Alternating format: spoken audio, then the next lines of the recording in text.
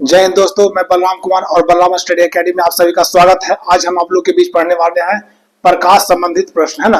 प्रकाश के बारे में जानेंगे, है ना, कि उसका तरंग दैर्घ्य क्या है, क्या उसका गति है, क्या प्राथमिक रंग है। तो इन सभी जानकारी के बारे में हम लोग देखेंगे। तो हम लोग देखते हैं प्रकाश। प्रकाश को हम लोग जानते हैं, आप लोग भी जानते होंगे कि प्रकाश को अंग्रेजी में लाइट कहते हैं, है ना।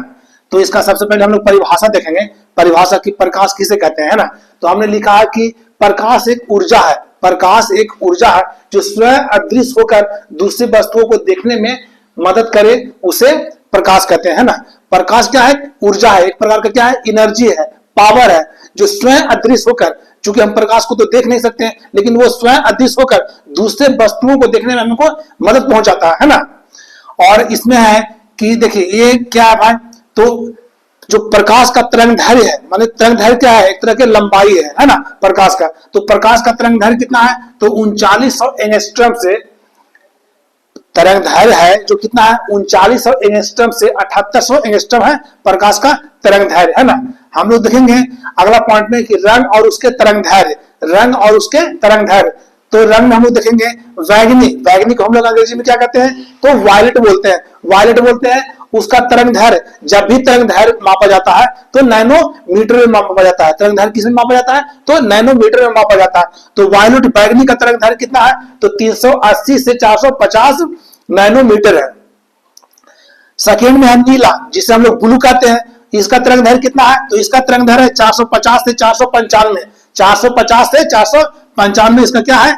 ये तरंग दैर्घ्य है। अगला है हरा, जिसे हम लोग ग्रीन बोलते हैं। ग्रीन का तरंग दैर्घ्य कितना है? तो 495 से 570 नैनोमीटर इसका तरंग दैर्घ्य होता है। आपसे क्वेश्चन पूछ सकता है कि हरा का तरंग दैर्घ्य कितना होता है? तो हरा का तरंग दैर्घ्य कितना होता है? तो 495 से 570 नैनोमीटर होता है। अगला है पीला, जिसे हम लोग अंग्रेजी में क्या बोलते हैं? Yellow, yellow. इसका तरंग दैर्घ्य कितना है? तो 570 से 590 के बीच है। 570 से 590 के बीच इसका तरंग दैर्घ्य है। और अगला है नारंगी, जिसे हम लोग ऑरेंज बोलते हैं। ऑरेंज है, इसका कितना है? तो 590 से 620 है, 590 से 620 है। और लाल, लाल का आपको पता है कि सबसे ज्यादा होता है, तो कितना है? तो 620 से 750 है, 620 से 750 नैनोमीटर इसका तरंग दैर्घ्य है। इसी में आपसे संबंधित क्वेश्चन पूछेगा कि नीला का तरंग दैर्घ्य कितना है? तो 450 से 495। आप एक चीज ध्यान देख रहे हैं कि ये जो फर्स्ट है ये कॉमन रहता है, इसका लास्ट और इसका फर्स्ट, तो इसको ध्यान में रखिएगा, इसको 450, बाकी तो आपको नीचे याद ही रहेगा, है ना। अगला हम लोग नोट में लिखे हैं कि विभिन्न माध्यम में प्रकाश की चाल, विभिन्न माध्यम में प्रकाश की चाल। देखिए पूछता तो आपसे बहुत सारे क्वेश्चन, लेकिन विभिन्न में क्या जाता कि निर्वात में, निर्वात में प्रकाश की चाल कितना है? तो निर्वात में प्रकाश की चाल कितना है? तो 3 गुने 10⁸ मीटर पर सेकेंड। यानी कहने का मतलब क्या हुआ कि 3 लाख मीटर पर सेकेंड, 3 लाख मीटर पर सेकेंड है ना। और इसका क्या है? जल में क्या है? तो 2.55 गुने 10⁸ मीटर पर सेकेंड इसका किसमें है? जल में इसका प्रकाश की चाल है। और काट में क्या है? तो 2 गुने 10⁸ मीटर पर सेकेंड है। इसमें से ज्यादा सब क्वेश्चन इसमें से निर्वात ही पूछा जाता है कि निर्वात में प्रकाश की चाल कितना है? तो निर्वात में कितना है? तो 3 गुने 10⁸ मीटर पर सेकेंड है। यानी इसको हम डिस्क्राइब करेंगे तो 3 लाख किलोमीटर प्रति सेकेंड होता है, इसका चाल होता है ना। अगला हम लोग देखते हैं कि प्राथमिक रंग। आपसे क्वेश्चन पूछ सकता है प्रकाश से संबंधित, अगर चैप्टर पढ़ते हैं या फिर उससे रिलेटेड कुछ भी, तो आपसे पूछेगा कि प्राथमिक रंग कौन कौन है। तो प्राथमिक रंग कौन है? तो प्राथमिक रंग है वो है लाल है, हरा है और नीला है। लाल, हरा, नीला, ये हम लोग मतलब ट्रायंगल शेप में हम लोग बनाते हैं, याद करने के। तो प्राथमिक रंग क्या है? तो लाल, हरा, नीला, है ना। और द्वितीय रंग, द्वितीय रंग कौन है? तो द्वितीय रंग पीला, पीला, सियान और मैजेंटा, मैजेंटा। ये आपका हो गया, क्या हो गया? ये हो गया आपका द्वितीय रंग। और जब द्वितीय रंग और प्रथम रंग मिल जाता है तो तीसरा क्या होता है? तो तृतीय रंग, जिसे हम लोग क्या कहते हैं? श्वेत। ये तीनों अगर मिल जाता आपस में तो क्या हो गया? तो श्वेत हो गया, है ना। आपसे इससे रिलेटेड बहुत सारे क्वेश्चन पूछ सकते हैं कि जैसे टीवी में कौन सा रंग डाला जाता है? तो टीवी में जब भी डाला जाता है तो प्राथमिक रंग डाला जाता है, तो लाल, हरा और नीला, लाल, हरा, नीला। और इसी के संयोग से अगर लाल और हरा मिलाएंगे तो पीला बनेगा, और हरा और नीला मिलाएंगे तो सियान बनेगा, और लाल और नीला बनाएंगे तो मैजेंटा बनेगा, और प्राथमिक और द्वितीय रंग को मिलाएंगे तो तृतीय रंग होगा, वो क्या होगा? वो श्वेत में होगा, कन्वर्ट होगा, है ना। आपको ध्यान दीजिए क्योंकि इससे ये VVI क्वेश्चन है, इससे बहुत सारे क्वेश्चन पूछे जाते हैं, है ना। प्राथमिक रंग, द्वितीय रंग और तृतीय रंग। तो प्राथमिक में जब भी आपसे पूछेगा तो लाल, हरा, नीला, द्वितीय में पीला, श्याम, मैजेंटा, और तृतीय में श्वेत है ना। अगला हम लोग देखते हैं वर्ण विक्षेपण। जब वर्ण विक्षेपण कहीं से अगर लाइट अगर का सोर्स निकलता है और प्रिज्म जो ट्रायंगल शेप का वो कोई वस्तु होता है वो पारदर्शी होता है, और जब इससे प्रकाश को हम लोग जब यहां से अगर टॉर्च है और इस तरह से टॉर्च देते हैं और प्रिज्म से निकालते हैं, वो 7 रंग में स्कैटरिंग हो जाता है, वो एक पट्टी पर दर्शाता है। तो 7 रंग में क्या क्या है? तो रेड हो जाएगा, ऑरेंज है, येलो है, ग्रीन है, ब्लू है, इंडिगो है, वायलेट है ना। आपको पता होना चाहिए कि 7 रंग में वर्ण विक्षेपण किससे निकाला जाता है? तो प्रिज्म से निकाला जाता है। तो जब यहां से प्रकाश दिया जाता है तो कितने रंग में विभाजित होता है? तो 7 रंगों में विभाजित होता है। तो कौन कौन 7 रंग है? तो red, orange, yellow, green, blue, Indigo और वायलेट है। आपको ध्यान देना होगा कि जब भी और इस प्रक्रिया को क्या बोलते हैं? तो वर्ण विक्षेपण बोला जाता है। इस प्रक्रिया को क्या बोला जाता है? वर्ण विक्षेपण बोला जाता है ना।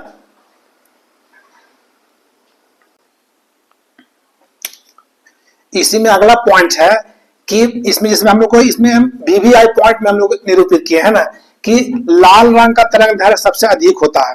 लाल रंग है उसका तरंग दैर्घ्य सबसे अधिक होता है। जब हम लोग वैजानिया पिनाला में हम लोग निकालते हैं उसका, तो उसमें सबसे ऊपर में रहता है कौन? तो लाल है, और नीचे में सबसे कम है बैगनी है। तो लाल रंग का तरंग दैर्घ्य होने के कारण इसीलिए इसको ट्रैफिक में नियम में इसको रूल में ज्यादा इस्तेमाल किया जाता है लाल रंग के लिए, है ना। और तो अगला पॉइंट याद रखना है कि लाल रंग का तरंग दैर्घ्य सबसे अधिक होता है और बैगनी रंग का तरंग दैर्घ्य सबसे कम होता है। अगर आपसे पूछे कि सबसे तरंग दैर्घ्य सबसे कम कितना होता है, तो सबसे कम किसका होता है? तो बैगनी रंग का होता है ना। अगला है कि पानी में बुलबुला या चमकना। पानी में बुलबुला या चमकना ये किसका उदाहरण है? तो पूर्ण आंतरिक परावर्तन। पूर्ण आंतरिक परावर्तन का उदाहरण क्या है? तो पानी का बुलबुला या चमकना ये पूर्ण आंतरिक परावर्तन का उदाहरण है। अगला है कि हीरे का चमकना।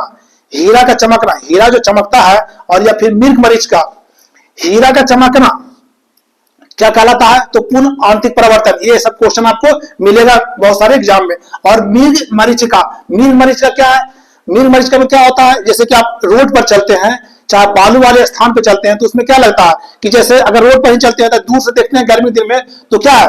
पूर्ण आंतरिक परावर्तन के कारण वैसा लगता है कि वहां पर पानी है, और वहां पर जाते हैं तो पानी नहीं है, आगे बढ़ते। इसी तरह से मिर्ग को भी होता है, मिर्ग मरीच का लगता है, वो दिन भर ढूंढता है पानी, लेकिन पानी तो रहता है नहीं, कि उसका कारण क्या है? तो पूर्ण आंतरिक परावर्तन है। तो आपसे पूछेगा कि हीरे का चमकना और मिर्ग मरीच का किसका उदाहरण है? तो पूर्ण आंतरिक परावर्तन का उदाहरण है। अगला है कि आकाश एवं समुद्र का रंग नीला होना।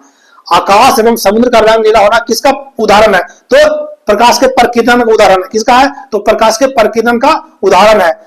अगला है कि साबुन के बुलबुला का रंग बिरंगा दिखना। साबुन के जो बुलबुला होता है वो झाग लगाते हैं हाथ से डोला के या फिर मुंह से फूंक के, तो देखते हैं बहुत तरह के एकदम कलर में दिखता है ना। तो क्या किसका उदाहरण है? तो व्यतिकरण का उदाहरण है। अगला है VVI में कि इंद्रधनुष का दिखना। इंद्रधनुष का दिखना किसका उदाहरण हो सकता है? इंद्रधनुष का दिखना किसका उदाहरण होता है? तो इंद्रधनुष का दिखना वर्ण विक्षेपण का उदाहरण भी हो सकता है, परावर्तन का भी उदाहरण हो सकता है, और पूर्ण आंतरिक परावर्तन का भी उदाहरण हो सकता है ना। तारों का टिमटिमाना। तारों का टिमटिमाना किसका उदाहरण है? तो प्रकाश के अपवर्तन का नियम है। प्रकाश के अपवर्तन का नियम कौन है? तो तारों का टिमटिमाना है ना। किसी पानी में वस्तु को त्याह दिखना, वो किसका है? अपवर्तन का नियम है ना। अगला में नोट में है जिससे मैं आपसे क्वेश्चन पूछ सकता है कि स्नेल का नियम क्या है? तो स्नेल का नियम क्या है? साइन आई बटे साइन आर, इसे म्यू का नियम कहते हैं। इसमें म्यू है जो नियतांक रहता है ना, यानी कि साइन आई बटे sine r, incident ray and reflective ray. जैसे इसमें क्या है? इंसिडेंट रे और रिफ्लेक्टिव रे, यही सिस्टम है। स्नेल का नियम है ये किसका नियम है? स्नेल का नियम। तो स्नेल का नियम क्या है? तो साइन आई बटे साइन आर है। और जब प्रकाश पढ़िएगा तो उसमें ही आपका क्वेश्चन पूछेगा कि दर्पण सूत्र क्या है, तो दर्पण सूत्र क्या है, तो 1/f बराबर 1/v प्लस 1/u, ये किसका है, दर्पण सूत्र के लिए। लेकिन अगर लेंस सूत्र पढ़ते हैं तो 1/f बराबर 1/v माइनस 1/u, इसमें जो u है वो निगेटिव में चला जाता है ना। और इसी से संबंधित अगला है कि अस्पष्ट दर्शन की न्यूनतम दूरी क्या है, तो अस्पष्ट दर्शन की न्यूनतम दूरी है वो 25 सेंटीमीटर है ना। अगला ये क्वेश्चन है, ये देखिए, ये सबसे वीवीआई में क्वेश्चन है कि अल्फा बीटा गामा है, अल्फा बीटा गामा जो रेशियो है, अनुपात है, वो क्या है, तो अल्फा बीटा गामा का जो रेशियो है 1:2:3 है।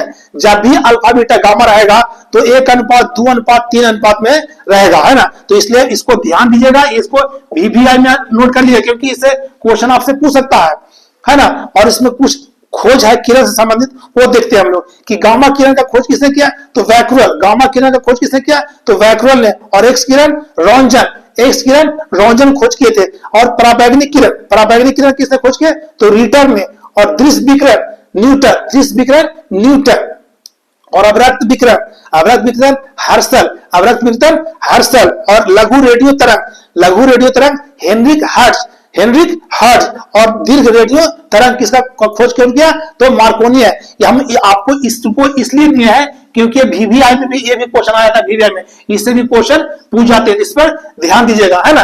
तो आशा करते हैं हमारे द्वारा दिया गया संक्षिप्त जानकारी आपके लिए बहुत उपयोग साबित हो गया। वीडियो अच्छे लगे तो लाइक शेयर सब्सक्राइब जरूर करें। जय हिंद।